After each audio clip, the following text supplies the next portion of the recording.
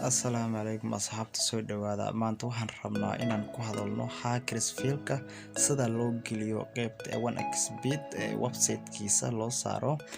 si aad u jabsato lacagna aad ugu samayso ayaa asxaabtana soo weydiiyeen hadda Hackersfield haysto ma gelin karo ayaana soo weydiiyeen. Maanta waxaan rabnaa in casharkaas ku bixino ku hadalno waa casharkeeni Kiwi browser ayaa la soo degaysaa waa midkaan aad arkaysaan markii browser soo geliyo saddexdaas dhibcood ku dhufo extraction ku dhufo waa taas mid aad u jeedan waaye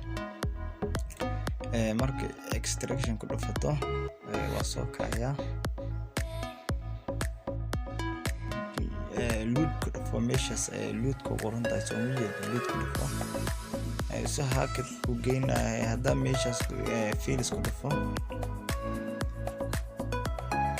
idin calaamadeeyay si aad u fahantaan asxaabtay markaasaan fiil ugu dhufto hackerska daruus ayaa halkan u yaalaan waa ku tusi doonaa aniga hadda hal hacker ayaa halkan yaala waa arki doontaan sida loo geliyo waa hacker oo fiil ah waa ii soo galay template-kii Hackersfield-ka ahaa qeyb setting ku dhufo waxaad qoraysaa 1xbet ayaa qoraysaa go ayaa leedahay madii aad marto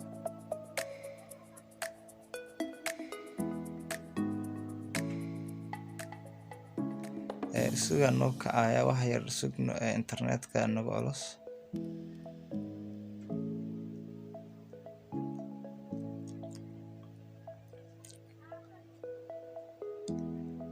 saad u jeedaan waa noo kacay saddexdaas oo ku dhufo meesha filerka gaduudan aan ku aadiyay ku dhufo kusii tag 1x game meesha ay ku qoran tahay waatan waa idin calaamadeeya 1x game ku dhufo